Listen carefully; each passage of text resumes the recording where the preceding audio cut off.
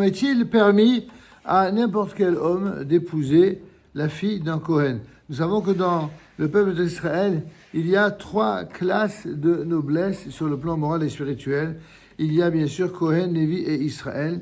Si la sainteté d'un Lévi est supérieure à celle d'un Israël, la sainteté d'un Kohen est supérieure à celle des 2 autres, eh bien c'est ce que nous rappelons notamment par un certain nombre de prérogatives religieuses, aussi bien lors des montées à la Torah que lors du Birkat Kohanim.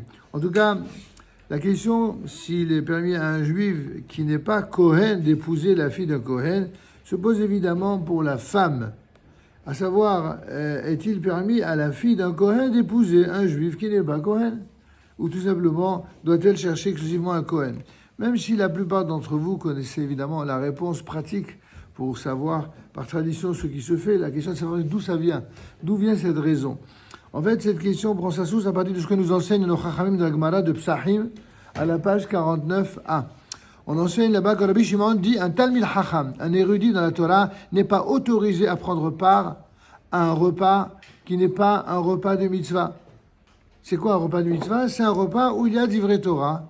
C'est un repas où il y a Brit Mila, où il y a Pidyon Haben.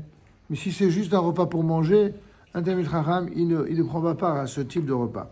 La Gemara demande, mais quel type de repas n'est pas considéré comme un repas de mitzvah? Rabbi Yochanan dit, le repas de mariage de la fille d'un Kohen avec sa main Israël, ou bien le repas de mariage de la fille d'un Talmid Chacham avec un Am Haaretz, c'est-à-dire un ignorant en Torah. Ça, ce n'est pas un repas qu'un Talmid Chacham mérite d'honorer.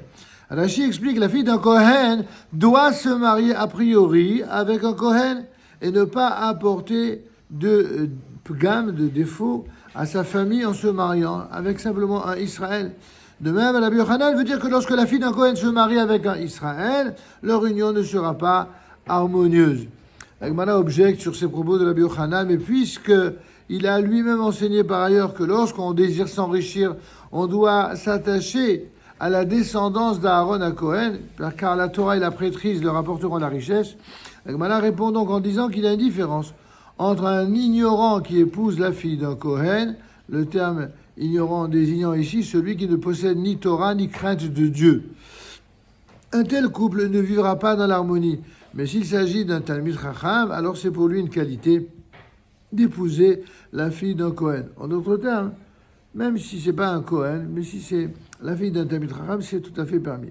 C'est ainsi qu'explique Rashi en disant qu'un ignorant qui n'est pas Cohen, qui épouse la fille d'un Cohen, il porte atteinte à l'honneur d'Aaron à Cohen, car c'est un déshonneur pour Aaron qu'une telle personne vienne s'attacher à sa descendance, et c'est pourquoi un tel couple sera puni pour cela.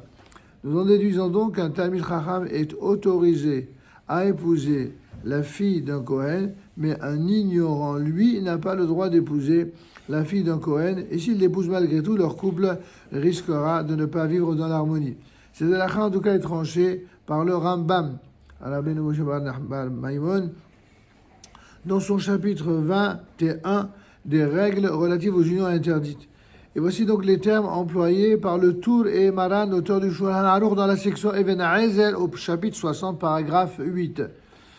Un ignorant ne doit pas épouser la fille d'un Kohen, et s'il l'épouse, leur couple ne vivra pas dans l'harmonie, puisque l'un d'entre eux mourra subitement, ou bien un malheur leur arrivera, Dieu nous en préserve.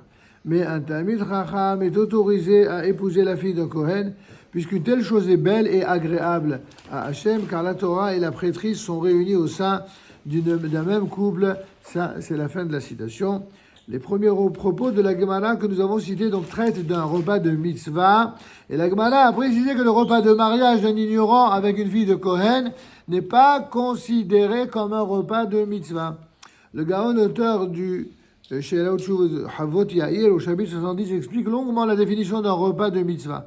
Et il écrit que même le repas de mariage de la fille d'un Talmid Chacham avec un ignorant est considéré malgré tout comme un repas de mitzvah, tout simplement parce que l'ignorant de notre temps, dit-il, c'est un grand chidouche, ne correspond pas à la définition de l'ignorant du temps de nos maîtres de l'époque de la Mishnah, et il cite ainsi de nombreuses preuves à cela.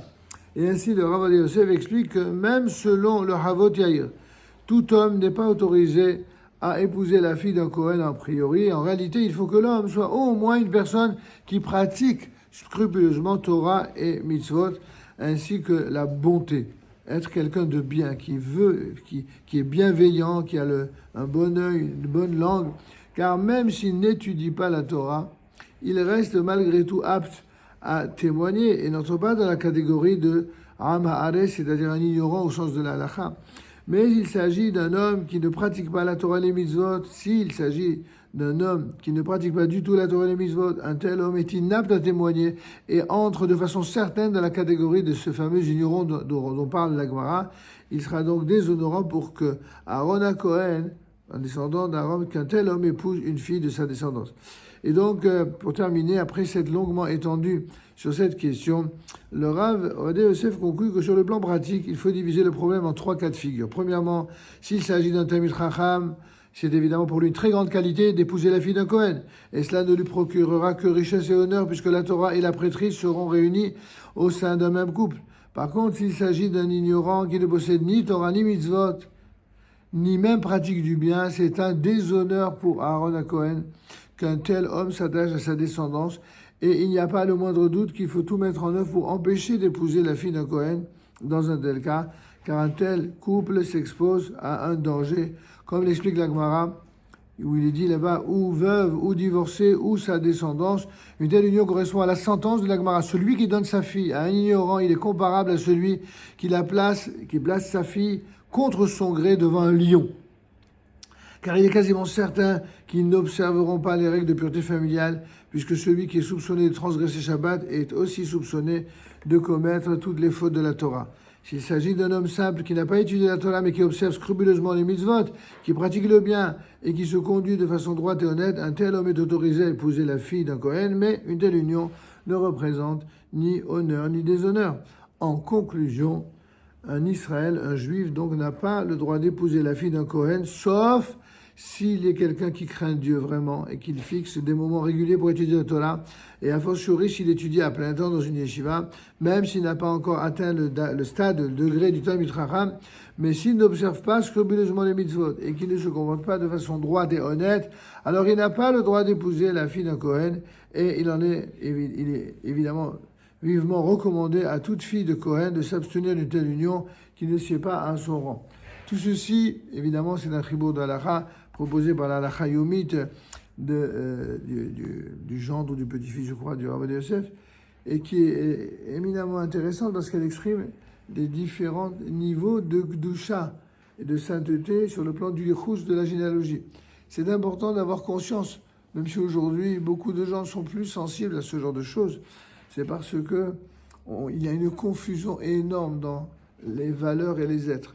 Oui, il n'y a pas de mépris à l'égard de qui que ce soit, puisque dans les faits, dans la Chalema assez, n'importe qui peut épouser n'importe qui s'il est cachère dans son comportement. Mais l'idée, c'est de dire que ne croyez pas que les choses se fassent de manière automatique simplement par un nom. Il ne faut pas qu'il y ait seulement un nom pour que les choses se fassent automatiquement. Il faut qu'il y ait également un contenu, et c'est tout le sens de la logique de ce qui est dit dans cette halakha. Les accords de la Torah et Yadir Kaddish al Israël.